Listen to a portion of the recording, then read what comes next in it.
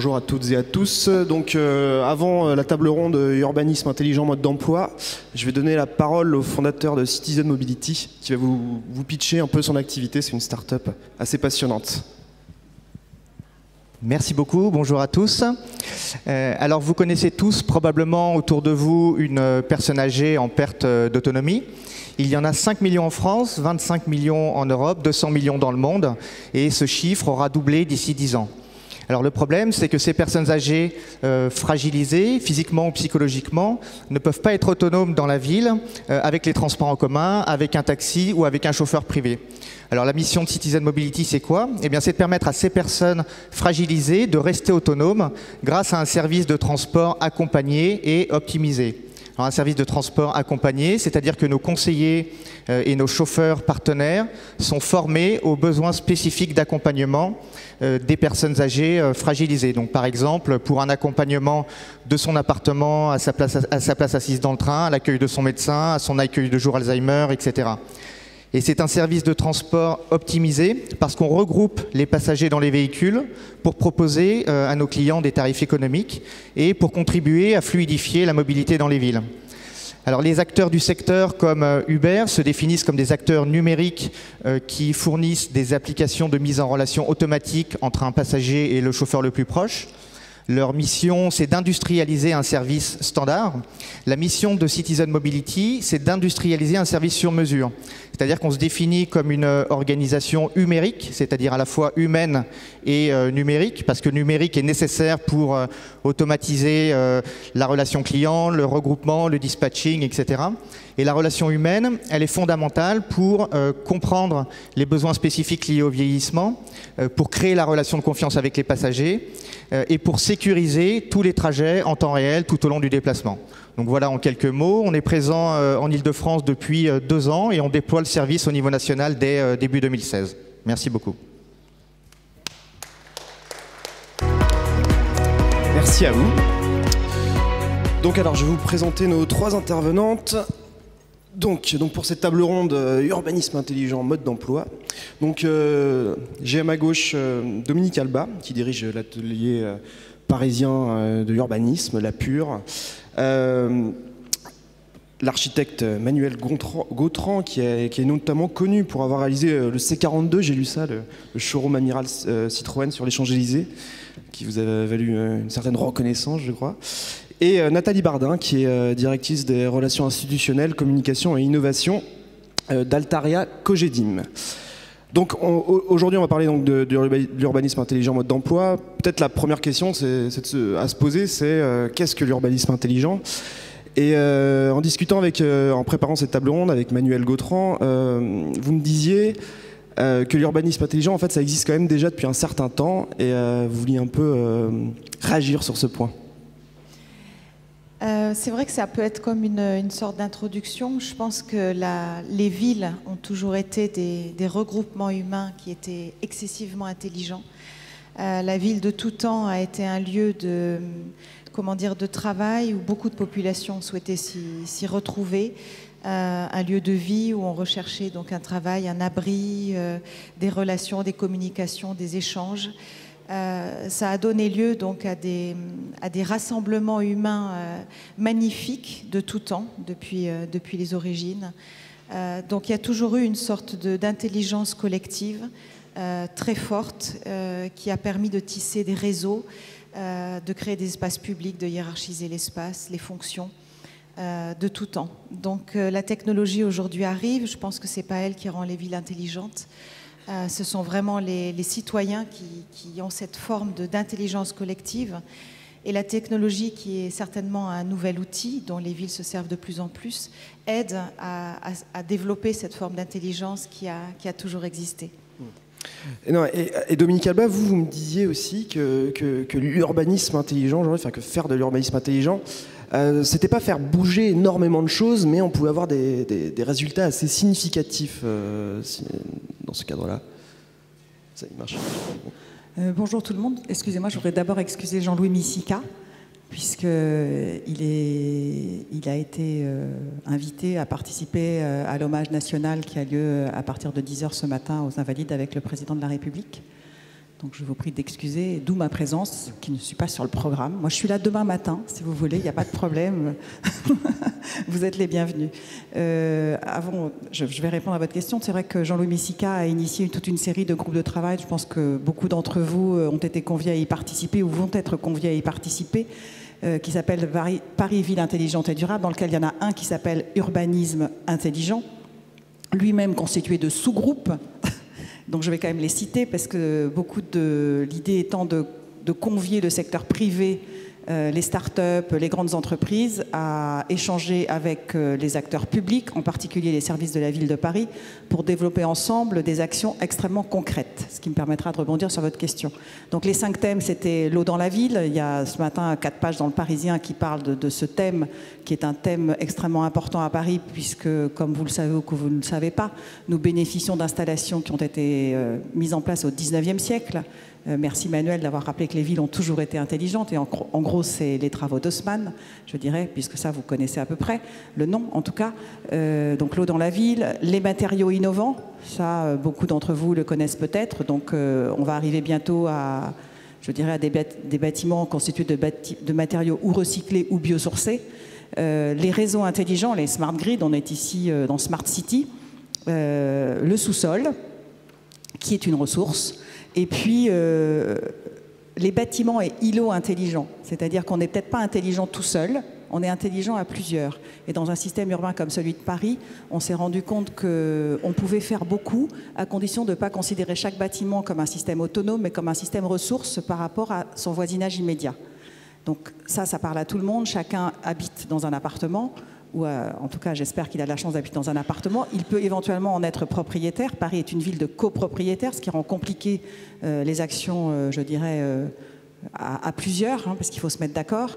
Mais chacun sait que s'il agit tout seul dans son appartement, ça ne fait pas grand-chose. Donc l'idée, c'est de se dire, de faire passer des messages et d'installer des systèmes qui vont nous permettre d'être juste intelligents à plusieurs. Donc la Pure a fait des travaux. Vous avez en ligne une carte qui s'appelle Paris 2050 Énergie, qui montre d'un côté ce que chacun peut faire avec une vingtaine d'actions qui sont très simples. Ça va du panneau solaire, changement des vitres, les chaudières, etc., à ce que nous devons faire collectivement, qui là concerne les réseaux. Donc les réseaux de chaleur, la géothermie évidemment, puisque le potentiel de géothermie ouverte récemment développé grâce à un texte de loi qui est passé en janvier nous permet d'arriver à 16 terawatts de ressources. Alors il faut vérifier, mais enfin pour 90 consommés, 16 de ressources potentielles qu'on n'avait pas dans nos ressources renouvelables, c'est très important. Mais ça n'existe que si on le fait collectivement.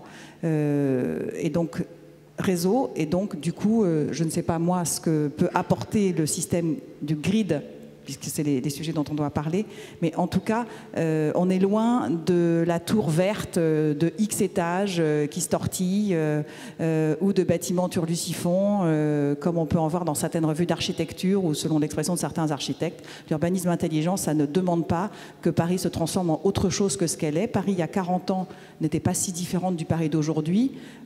Évidemment, il y a 200 ans, elle l'était, mais certains témoignages restent encore, en particulier nos rues, qui sont la base de notre urbanisme intelligent. Donc c'est ce que je voulais dire quand on a discuté hier, en disant que les transformations sont raisonnables, elles sont très fortes, mais leur traduction physique est parfois invisible. Je dirais que ce qui relève du monde visible, c'est sans doute ce qui est porté par les architectes et évidemment certains maîtres d'ouvrage, c'est que le bâtiment neuf devient une exception culturelle dans tous les sens du terme. Et à ce titre-là, il est porteur de beaucoup de choses. Mais les actions les plus fortes sont celles que nous mènerons sur le stock, qui à Paris fait 146 millions de mètres carrés et dans la métropole 360. Voilà. Merci. Donc, Nathalie Bardin, vous apportiez un autre point de vue un peu. Vous disiez l'urbanisme intelligent, c'est aussi faire face aux évolutions dans la ville, et notamment à l'afflux de densité, à l'augmentation de la densité. Absolument. Nous, on a un regard à la fois d'investisseurs et de promoteurs sur l'évolution de la ville. Et une des réponses qu'on a sur l'évolution de la ville et la qualité d'usage de la ville, nous, on pense que cette intelligence, si tant est que la ville n'a jamais été bête, elle repose sur 3 éléments. Le premier élément, c'est la densité. Quand le fait de vivre en ville est plus économe que de vivre dans le diffus, parce que justement on concentre dans un même espace des services, des mixités d'usage, on peut optimiser nos besoins énergétiques, on peut mutualiser les ressources. Donc ça c'est le premier élément de participer à un espace urbain intelligent. Le deuxième dont on est convaincu, c'est la connectivité. En immobilier, on a un vieil adage qui est de dire l'essentiel c'est location, location, location. Et donc jusqu'à maintenant, on était prioritairement sur des belles adresses. La grande évolution de cette approche peut-être plus intelligente ou plus sensible des villes, c'est la recherche de proximité et de mise en réseau, que ce soit en matière de transport, mais également en matière de connectivité avec des réseaux 4G. Donc aujourd'hui, cette intelligence, on la trouve, nous, quand on fait un centre commercial à Villeneuve-la-Garenne, qu'on dit être le premier centre commercial connecté. L'enjeu, c'est de connecter l'espace physique à un espace immatériel et donner la possibilité à nos clients d'avoir à la fois des données à l'intérieur de l'espace, mais également à l'extérieur et entre eux. Ou la même chose quand on fait on crée un intranet à l'intérieur d'un bâtiment de logement, c'est aussi une façon de connecter les gens entre eux. Le troisième élément qui participe peut-être de l'intelligence de l'espace urbain, c'est la mixité. Alors quand on parle de mixité, c'est pas de dire on vit, on travaille et on consomme au même endroit, c'est plutôt de se dire comment est-ce que quand un espace de travail, comment est-ce que on y apporte du logement, du commerce, des services et l'ensemble des réseaux de transport.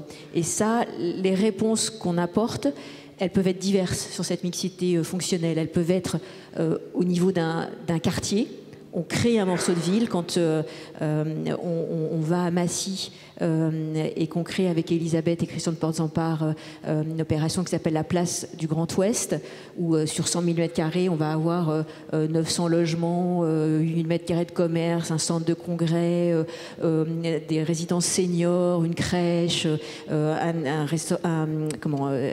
des cinémas multiplex. On crée une forme de mixité à la fois fonctionnelle et d'usage. Mais créer de la mixité, c'est pas uniquement sur des grandes échelles.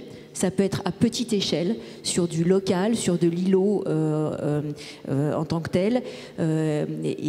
Quand Dominique Alba parlait de l'importance de gérer le stock, nous on croit fondamentalement que quand on restructure un immeuble comme ce qu'on peut faire par exemple rue de Richelieu avec Jean-Michel Villemotte, on va à la fois restructurer un immeuble qui est aujourd'hui du bureau, mais faire rentrer dans cet immeuble d'autres fonctions, une mixité différente, en y accueillant des start-up et des espaces de coworking, en imaginant qu'on mettra des studios de répétition, d'enregistrement, en imaginant des espaces végétalisés partagés pour que justement la ville, elle rentre dans l'immeuble et non l'inverse. C'est vrai que la mixité, quand on parle d'urbanisme intelligent, la mixité, que ce soit des usages sociaux, fonctionnels, vous en parliez, c'est un sujet majeur. J'aimerais bien que nos deux autres intervenantes réagissent aussi sur ce sujet-là. Manuel Gontran, vous, la mixité, c'est un sujet majeur, vous parliez. Oui, c'est un sujet majeur parce que les villes accueillent de plus en plus de population et on ne peut pas le faire en les reléguant loin des centres d'intérêt. Donc c'est important d'assumer, de faire accepter une sorte de densification. Et je pense qu'on ne peut pas le faire en forçant. Je pense qu'il faut le faire justement, là encore une fois, en mettant l'intelligence collective un peu au centre du débat. On est en train de faire un projet dans un pays du Nord où vraiment il y a une sorte de démocratie et de participation qui est ancrée dans les mentalités. Et je me suis aperçue qu'il fonctionne beaucoup moins avec des réglementations urbaines figées dans lesquelles on doit s'adapter. Au contraire, en fait, il n'y a pas trop de réglementations. Elles sont très légères. Et en fait, c'est l'occasion d'un projet, c'est-à-dire c'est vraiment la créativité d'un architecte qui permet de réaliser un projet et dès qu'il est un peu mûr, on le négocie avec les habitants du quartier, avec les riverains, avec la région, les architectes des bâtiments de France, etc. Donc en fait, ce qui est extraordinaire, c'est que l'architecte peut être beaucoup plus inventif. On n'a pas de limite, c'est à nous de doser l'inventivité jusqu'où on va pouvoir l'emmener. Et ensuite, jusqu'où on va pouvoir emmener les habitants de la ville, en l'occurrence Stockholm, comment ils vont pouvoir accepter le projet, jusqu'où ils vont l'accepter. Et cette réglementation beaucoup plus légère, finalement, je pense qu'elle est bienvenue parce qu'on peut densifier, on peut le faire accepter, parce qu'il y a une espèce de troc, c'est-à-dire qu'on ne fonctionne plus à l'échelle d'un bâtiment. Je pense qu'un architecte ne peut pas travailler juste sur son îlot. Il doit s'intéresser au quartier tout entier, enfin à l'îlot tout entier avant de s'intéresser à son bâtiment. Donc il y a une sorte de troc qui peut s'installer, c'est-à-dire que oui, on peut densifier, mais à condition, en compensation, d'offrir des espaces sur les toits, d'offrir un jardin, d'offrir un café sur un belvédère, d'offrir de l'énergie, parce qu'on peut partager l'énergie, effectivement. Voilà, donc il y a une sorte d'échange et de dialogue qui doit se faire et qui peut faire qu'on peut aller loin dans la compacité et la densité d'une ville si on la travaille tous ensemble et si on fait comprendre, du coup, aux habitants du quartier qu'ils pourront en profiter et que cette mixité leur sera pleine de valeur puisqu'ils auront à proximité de chez eux beaucoup plus de choses que ce qu'ils ont aujourd'hui. Donc ça revient à cette mixité. Les projets ne peuvent plus tellement être monoprogrammes dans cette idée de troc. Il faut pouvoir analyser les manques d'un quartier et les offrir au travers d'une surélévation, d'une densification, de manière à ce que chaque quartier, chaque îlot, à une micro-échelle, puisse avoir tout ce dont l'habitant a besoin. Et c'est comme ça qu'on peut faire accepter une sorte de compacification, de densification. Oui, cet aspect participatif est assez majeur dans l'urbanisme intelligent. Peut-être Dominique Alba, vous m'avez beaucoup parlé de ça. On ne pourra pas, à l'avenir, penser un urbanisme sans faire participer l'intégralité des acteurs, les consommateurs, les habitants, à tous les projets. Oui, d'autant plus qu'aujourd'hui, le citoyen, grâce aux plateformes Internet et aussi avec l'engagement des politiques dans la démocratie participative, qui à Paris va très très loin. Il y a aussi le budget participatif. À Paris, c'est 500 millions d'euros sur le mandat. Donc, mais c'est surtout, je voudrais revenir sur les plateformes Internet et ce que ça offre aux habitants. Aujourd'hui, l'habitant, ce que disait Nathalie Nolin, on est densité, mais est-ce qu'on n'est plus localisation, on est réseau, on est qu'est-ce qu'on a à distance, comment on fait. Et le citoyen, il l'a bien compris. Airbnb est devenu le premier équipementier hôtelier du monde sans investir un seul mètre carré. L'urbanisme intelligent, c'est peut-être de penser aussi qu'on va faire les choses sans faire des mètres carrés nouveaux. Nous avons fait des études sur la culture dans la métropole et l'idée c'était de dire il y a peut-être la culture 2.0 mais il y a peut-être la culture mètre carré zéro. Donc je ne dis pas qu'il ne faut plus construire de mètres carrés, je dis que l'urbanisme intelligent ça consiste à penser que quelque chose est déjà là et qu'on va l'activer autrement grâce à la Smart City peut-être. En tout cas il faudrait qu'elle s'engage vers ça. Donc oui, le citoyen est au cœur de ça et le citoyen doit être invité non pas et là, parfois, je m'écarte d'avis de certains architectes, c'est possible, mais non pas au moment du projet, mais au moment du diagnostic. C'est-à-dire que, et c'est ce que font beaucoup de pays du Nord, les gens, c'est ce que disait plus ou moins Manuel, le citoyen en France, il est vraiment invité à réagir sur un projet. C'est extrêmement difficile. L'esthétique est subjective, la question de l'architecture ne peut pas se soumettre à ça comme à une sorte de diktat. Donc il faut que les gens soient invités en amont. Et c'est vrai que l'urbanisme intelligent, c'est celui-là. C'est celui qui n'a pas peur à un moment de changer d'avis. Beaucoup d'événements comme ceux par exemple de Saint-Jacques-des-Landes, enfin de l'aéroport de Saint-Jacques-des-Landes avec les zadistes, au bout d'un moment, c'est vrai que c'est une situation ubuesque. On réserve une zone pendant 30 ans pour y construire un grand équipement public. Du coup, pendant 30 ans, elle devient une zone étonnante de biodiversité. Et donc au moment où on veut l'affecter à ce pourquoi elle a été préservée, on dit « Ah mais non, elle est devenue autre chose, donc on veut préserver cette autre chose ». Et cela étant, à la place de l'aéroport existant, on avait prévu d'étendre la ville. Donc l'arbitrage, il devient extrêmement complexe. Et c'est là où nos outils de planification classiques, je dirais, deviennent de plus en plus inopérants. Et si on pousse le bouchon le plus loin possible, on se demande même pourquoi on fait des mètres carrés affectés. Pourquoi on construit quelque chose qui est forcément un immeuble de bureau, forcément un immeuble de logement, forcément un équipement commercial, alors qu'en fin de compte, on peut très bien habiter dans un immeuble de bureau, puisqu'on incite à la transformation de bureaux en logement, et j'espère que grâce à ce qui vient d'être voté à l'Assemblée, ça va s'accélérer, alors que beaucoup de gens, avec les Fab Labs, les jeunes start-upers, veulent travailler dans des systèmes qui sont beaucoup plus hybrides, à côté de chez eux, etc., etc., et qu'aujourd'hui, quand vous êtes dans un restaurant, vous pouvez quasiment acheter la vaisselle, et quand vous allez chez un commerçant, vous pouvez déjeuner. Donc, on ne sait plus où on est, et en même temps, nos outils, eux, ils sont encore comme ça. Donc l'urbanisme intelligent, ça va être de permettre que on soit peut-être comme ça, avec l'idée que on ne sait pas forcément au démarrage où on sera à l'arrivée. Voilà. Justement, le regard un peu des professionnels sur ce point, c'est intéressant, il y a des choses qui changent. Alors, l'urbanisme intelligent, quand on parle de démocratie participative, il est compliqué pour un opérateur. Parce qu'on n'est pas du tout structuré comme ça. On est plutôt en silo et on a une approche programmatique d'abord. Et je voulais juste partager, parce que c'est aussi une forme de démocratie participative, l'expérience qu'on a vécue avec Réinventer Paris, qui continue. Mais parce que je pense que pour nous, ça a été une vraie libération d'énergie.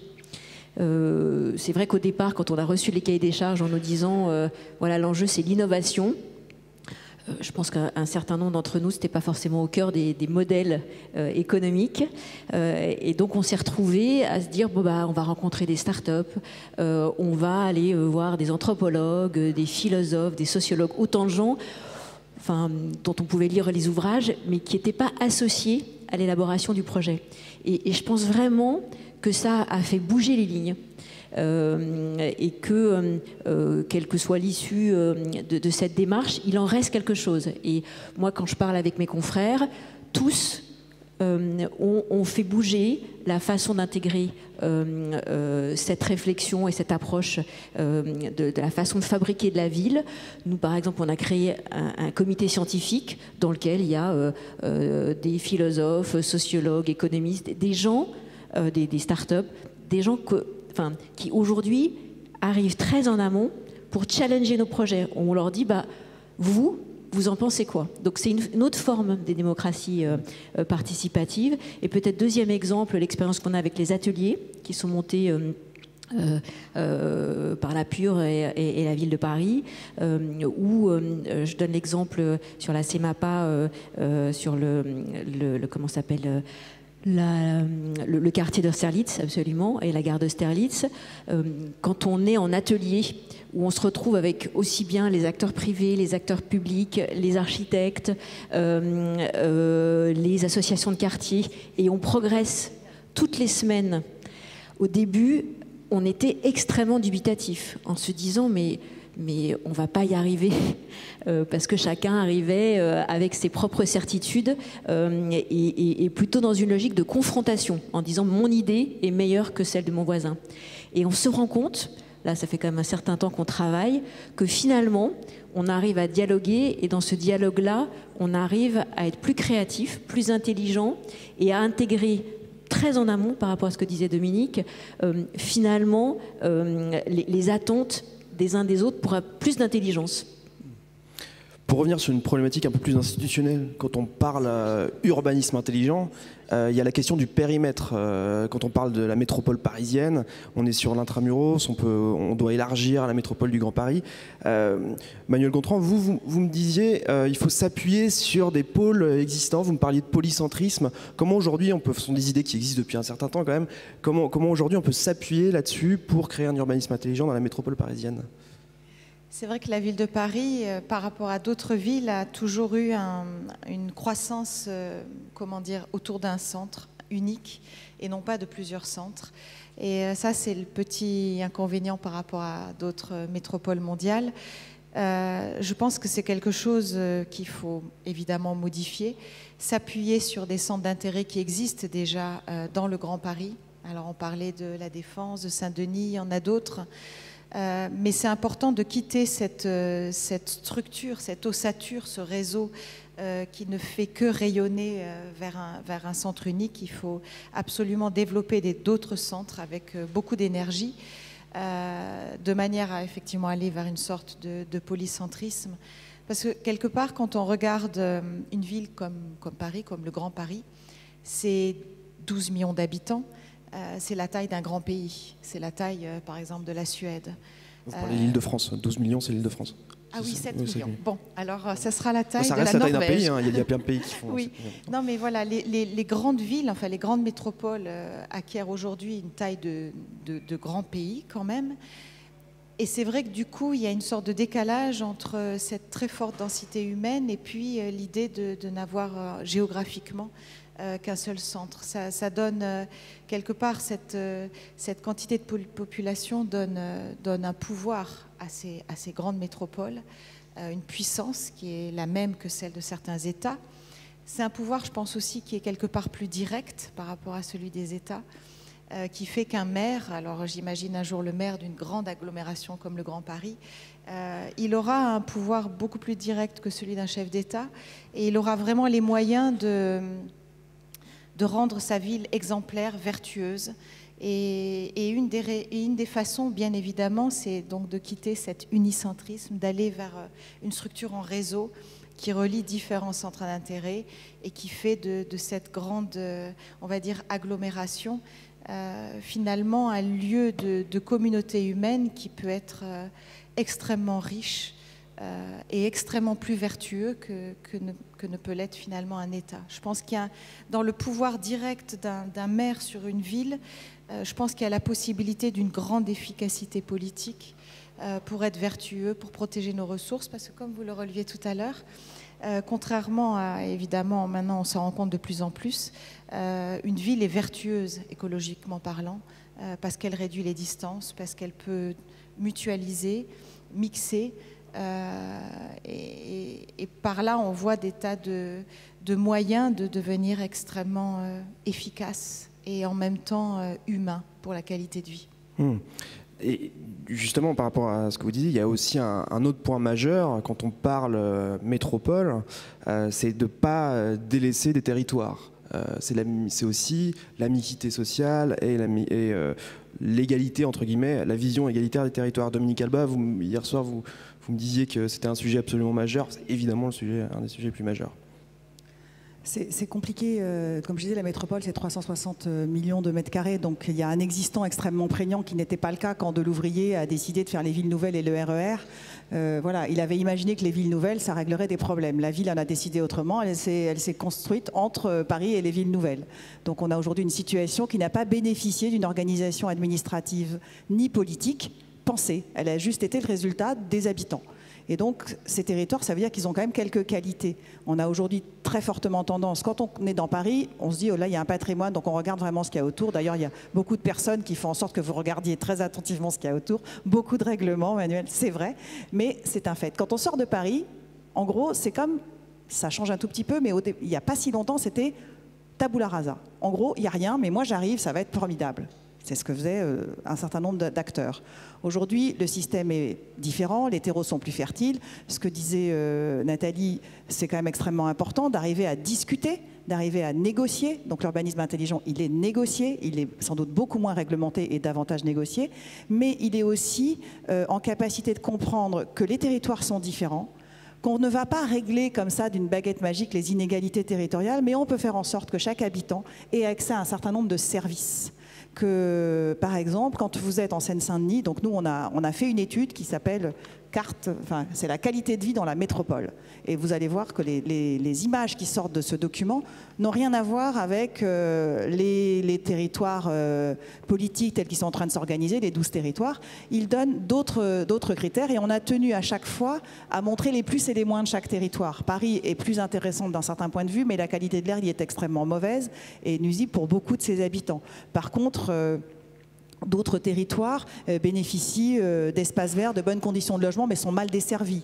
D'autres ont encore d'autres qualités, ont un tissu de PME extrêmement fertile, donc des accès à l'emploi peut-être plus sympathiques ou plus excitants que le simple fait d'aller dans un immeuble de bureau à La Défense, etc. etc. Donc c'est cette différence qu'il convient de regarder attentivement et à laquelle il faut donner une place. Et moi, la question que j'allais poser, c'est est-ce que la Smart City ou la ville intelligente, elle va permettre de faire ça? Parce que si vous regardez, le réseau du Grand Paris Express s'installe. Je pense que Philippe Yvain va intervenir demain ou cet après-midi ou tout à l'heure, je ne sais plus. En tout cas, il est dans le programme, évidemment, ça me paraît essentiel. Donc ce réseau va faire ce que invoquait Emmanuel, c'est-à-dire la polycentralité, il va la confirmer. Mais quand vous regardez des études transversales que nous menons avec la Société du Grand Paris et l'État sur ce réseau, vous allez voir, la semaine prochaine, on va mettre en ligne une étude sur la santé, l'offre de santé menée avec l'ARS. Les plus gros problèmes de diabète peuvent se superposer à l'îlot avec les endroits où on a la plus grande précarité énergétique. Je m'arrêterai là, je ne rentrerai pas dans les détails. Donc ça veut dire que cette réalité-là, elle est beaucoup plus forte que les mètres carrés qu'on peut inventer les uns et les autres. Elle est simplement celle qu'il convient de gérer. Ça relève évidemment du politique, mais ça relève aussi beaucoup de ce que la Smart City peut apporter par les systèmes réseau, par les systèmes intelligents, par les initiatives comme celles qui étaient présentées en début de séance, le vieillissement de la population, des services qui ne peuvent pas être offerts par nos outils classiques et que donc on peut essayer de mettre en valeur par d'autres systèmes. Je sais que c'est vraiment l'engagement des élus parisiens, c'est l'engagement des élus métropolitains et c'est sans doute ce qui est attendu de, j'imagine, un certain nombre de partenaires qui sont dans la salle. C'est vrai que le vieillissement de la population, ça fait partie d'une nouvelle sociologie un peu de la ville que vous, en tant que professionnel, vous devez appréhender. Oui, moi je voulais compléter ce qui a été dit par Manuel et Dominique, en disant on a beaucoup parlé de l'espace et nous on est convaincus que cet urbanisme dit intelligent, il passe par une meilleure compréhension de la sociologie de la ville. Aujourd'hui, on parle de vieillissement de la population, on parle de mixité sociale, on est une génération finalement où dans la ville cohabitent 4 générations, les seniors, la X, la Y, la Z. Et puis on voit bien que notre façon de vivre, elle a fondamentalement changé. Peut-être juste quelques exemples. On a en général son premier CDI à 29 ans. On passe 10% de sa vie à travailler, là où dans les années 1900, on passait 40% de sa vie à travailler. Quand on interroge les jeunes aujourd'hui, 91% nous disent « mais moi je veux surtout pas travailler dans les espaces de travail de mes parents ». Et donc, ou 17% des adultes aujourd'hui sont sans enfants et 55% ils vivent hors mariage. Donc on voit bien que cette sociologie-là, elle interroge la façon dont on va structurer et penser l'espace. Et donc nous, ce que ça interroge, c'est finalement en quoi on peut apporter des réponses en termes d'usage. C'est quoi les nouveaux usages qu'on peut proposer et on est convaincu que l'évolution de l'urbanisme, et c'est en lien avec tout ce qui a été dit, c'est de passer du lieu au lien. Quand on parle de réseau, c'est vraiment ça. Et donc le lien, il est à la fois par l'ensemble des réseaux intelligents, par les smart grids, mais le lien, il est aussi le lien social. Quand on essaie avec Habitat Humanisme de créer des espaces intergénérationnels entre des seniors qui rendent des services à des personnes, à des jeunes en grande difficulté sociale, c'est une autre forme de lien. Et on avait fait une étude l'année dernière sur le quartier, en demandant aux Français qu'est-ce qu'ils attendaient de leur quartier. Et c'était intéressant parce que le premier item qui remontait, c'était la sécurité, qui est malheureusement très vivement d'actualité. Mais le deuxième item qui revenait, les deux, à égalité, c'était à la fois les espaces verts et des espaces de convivialité.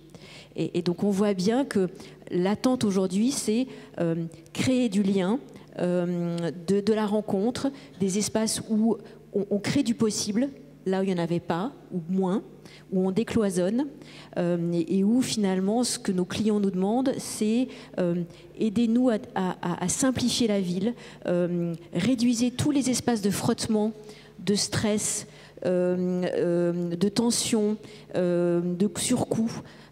Votre rôle, il est là. Oui, alors, on est absolument parfait sur le timing parce qu'on va passer aux questions à la salle. Peut-être aussi, Manuel Gautran, le lien, lieu de vie, enfin, tous ces changements avec l'existant. Vous, en tant qu'architecte, ça c'est une problématique que vous connaissez bien. Je voulais avoir votre regard sur les propos de Nathalie Bardin. Ben, je suis complètement d'accord. Souvent, on nous dit, mais vous avez un métier qui devient compliqué, qui devient de plus en plus complexe à gérer. Je pense que c'est le contraire, parce que quelque part, c'est passionnant de travailler aussi sur la sociologie, de réfléchir aussi, quand on est dans l'usage, à des architectures qui puissent permettre de se faire épanouir, de s'épanouir, pardon, et de faire en sorte qu'on puisse trouver à abriter des nouvelles formes de travail, de logement. On voit des mutations très importantes et c'est vrai qu'on ne peut plus réfléchir, nous, en tant qu'architectes, le logement, le bureau, enfin en tout cas les programmes comme on le faisait avant. Il y a beaucoup plus de décloisonnement. Je pense que les jeunes générations, finalement, ont moins besoin d'espace que nous. Elles ont surtout beaucoup plus besoin de mutualiser ce qu'elles font. C'est pour ça qu'on parle de coworking et tout ça. Les jeunes vivent beaucoup plus en cohabitation. Ils travaillent beaucoup plus en commun. Donc il y a toute une architecture beaucoup plus fluide, beaucoup plus flexible, beaucoup plus ouverte qui doit se mettre en place. Donc il y a vraiment tout le macro, c'est-à-dire l'échelle de la ville. Quand on est architecte, on doit travailler à l'échelle de l'îlot, du quartier, travailler avec, en imaginant des échanges avec, comme du troc en fait. Voilà, je vais densifier, mais en compensation, je vous offre tel ou tel espace commun. Donc il y a un champ immense de réflexion là-dessus. Et puis jusqu'au micro, il y a un autre champ de réflexion qui est celui de la programmation elle-même, donc de la mixité des programmes. Mais quand on regarde après dans le détail, le programme lui-même, comment on le développe, comment on y fabrique une enveloppe, parce que le cœur du métier d'architecte, c'est bien envelopper des usages et les faire s'épanouir. Merci. Donc on va passer aux questions à la salle. Je ne sais pas si les gens ont des questions pour nos intervenants. Il y a des mains qui se lèvent. Oui. Il y a deux mains qui se sont levées. Monsieur ici. Oui, bonjour. Je voudrais vous poser une question concernant l'évolution des villes dans l'avenir, parce que je m'inquiète quand même sérieusement quand j'entends parler. On n'entend pas grand-chose, on entend mal.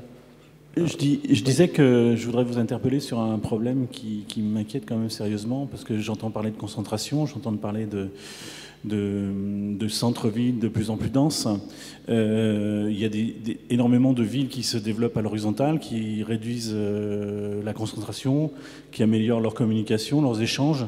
Alors c'est vrai qu'on est dans une situation à Paris où il y a une concentration de fait, puisqu'elle est restée concentrée sur son centre, et que le développement de Paris s'est organisé autour de villes qui sont restées indépendantes de Paris, qui n'ont jamais été intégrées dans un plan commun, qui continuent à avoir leurs indépendances. Alors, quelle est pour vous la meilleure situation pour Paris dans un avenir à 50 ans, voire 100 ? Développement vertical, horizontal. Qui veut Dominique Alba, peut-être ?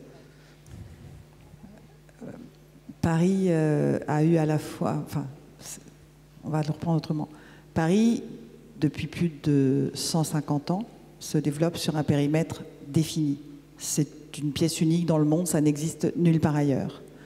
C'est pas pour autant que c'est formidable. Elle a développé une capacité d'adaptation, comme un corps humain se développerait, développe sa capacité d'adaptation selon les circonstances dans lesquelles il doit évoluer. Donc Paris, aujourd'hui, c'est 20 000 habitants au kilomètre carré. Dans certains arrondissements, la densité habitat plus emploi est équivalente à celle des villes les plus denses du monde, comme Dhaka au Bangladesh. Donc on peut arriver jusqu'à 60 000 personnes au kilomètre carré dans certaines heures de la journée, dans le 9e arrondissement de Paris. Vous le voyez d'ailleurs quand vous rentrez dans les couloirs du métro, la densité de personnes. La métropole, elle est plutôt à 8 000 habitants au kilomètre carré, donc qui est la densité moyenne de Londres.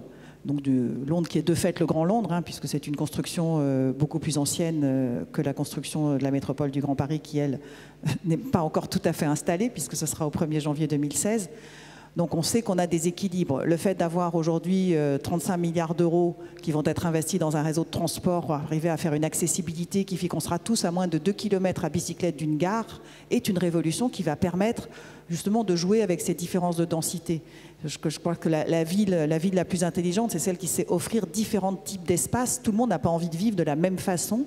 avec les mêmes usages. Selon les rythmes de la vie, on a envie de changer. Manuel disait aujourd'hui, les jeunes veulent plutôt partager des choses, d'autres veulent au contraire s'isoler, personnes plus âgées, les jeunes enfants, etc. Donc aujourd'hui, c'est vrai que le système est arrivé un peu à une certaine limite, puisqu'on n'a pas beaucoup de rotation dans les logements à Paris. On sait que c'est compliqué. Donc on se dit que si on arrive à avoir une attractivité ou à raconter une jolie histoire sur un périmètre plus large, on aura plus de possibilités offertes à tout le monde sur les 6-7 millions d'habitants qui vivent sur ce territoire qui fait quand même 700 km². Donc là, on commence à rentrer dans un dispositif où on retrouve un peu d'espace, je dirais, un peu d'air, un peu de valeur. Voilà. Une autre question là-bas, j'avais vu une main qui s'était levée. Non. Et c'est... Une autre question, quelque part? Non. Peut-être vu qu'il nous reste peut-être 5 minutes, j'avais besoin sur la carte, sur la qualité de vie de la Pure, qui est assez intéressante. Peut-être que vous pouvez apporter des précisions, Dominique Alba, par rapport à ce que vous disiez tout à l'heure, parce que enfin bon, c'est quand même c'est intéressant de mesurer la qualité de vie dans la métropole parisienne. En fait, ce qui est intéressant pour rejoindre la ville intelligente, et puis ce qu'ont dit Manuel et Nathalie, c'est que de temps en temps, il faut déplacer le regard. Donc c'est vrai qu'à Paris, les politiques ont installé des systèmes qui permettent de déplacer le regard. Tu parlais des ateliers. C'est vrai que moi, ça m'a fait beaucoup rire de voir un monsieur de Kaufmann m'expliquer les avantages de l'atelier. C'était extraordinaire parce que moi, ayant piloté l'atelier Batignolles, j'ai vu l'évolution entre les premiers jours et les derniers jours, si vous voulez. Donc, je trouve ça absolument génial. Et donc, c'est vrai que ce déplacement du regard, on l'a installé sur plein de sujets. On a par exemple documenté l'espace public parisien, non pas au regard de son caractère historique, mais au contraire sur comment il était utilisé. Donc les rues où il y a le plus de monde, où les trottoirs ne sont pas assez larges pour accueillir les flux de piétons, les rues chaudes, les rues froides, les rues ci, les rues ça. Et à partir de là, en fin de compte, on peut développer non pas un plan de circulation, mais un plan des nouveaux usages de l'espace public. Donc il faut d'abord documenter tout ça, mais de façon un peu décalée. On l'a fait sur la métropole, vous avez tout ça en ligne de toute façon. Même moi je ne m'y retrouve plus, tellement il y a d'informations sur tous ces sujets-là. Et donc sur la qualité, on a eu envie au travers des indicateurs de la qualité de vie, c'est un peu ces fameux PIB. Donc aujourd'hui on ne fait pas le PIB, mais on fait aussi celui de la qualité de vie. On s'est dit, dans la métropole, ça donnerait quoi? Donc évidemment on fait ça avec l'INSEE, on ne fait pas ça tout seul avec nos petites mains. Et du coup il y a une carte qui est sortie, qui n'a strictement rien à voir ni avec la commune, ni avec le département, ni avec le territoire, ni avec rien du tout, quoi. Et ça, c'est extrêmement intéressant parce que ça a à voir avec ce que les gens apprécient de l'endroit où ils vivent, pour revenir à la question que posait monsieur. Donc voilà, il y a une douzaine d'indicateurs qui ont été retenus, la santé, la culture, le travail, le transport, l'égalité homme-femme. Donc là, vous voyez que l'urbanisme va devenir très très intelligent parce que je trouve ça quand même merveilleux que... Je ne sais pas si c'est parce que c'était matinal, mais en tout cas, les femmes se lèvent tôt, travaillent et sont là pour vous répondre.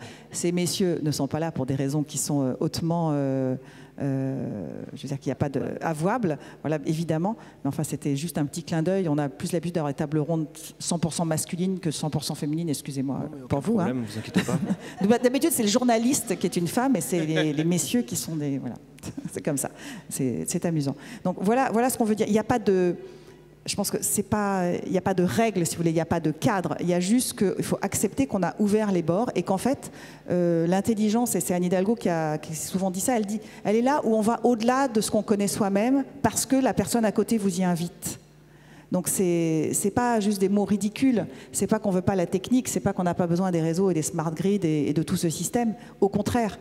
Mais il ne sera amplifié et utile que s'il bénéficie du fait qu'on accepte de parler à la personne qui est différente de vous. Et donc, Réinventer Paris a poussé à l'hybridation, qui est un truc qui maintenant est installé partout, Manuel le disait. Et moi, je vais aller un peu plus loin, et c'est un mot un peu difficile dans la période, il y a l'immigration. C'est-à-dire qu'il y a la différence culturelle, il y a la différence de nos métiers, en hybride, mais après, il y a la différence de nos cultures. Et ça, c'est le pas qui nous reste à faire, je dirais, qui est aussi un pas complexe. Et dans le cas de la métropole, c'est un pas très important. En tout cas, ce sera le mot de la fin. Un grand merci en tout cas. C'est parfait au niveau timing. Il nous reste 30 secondes, donc c'est absolument parfait. C'est incroyable. Fantastique. Merci à vous. Oui, merci au public. Merci à vous d'avoir été là.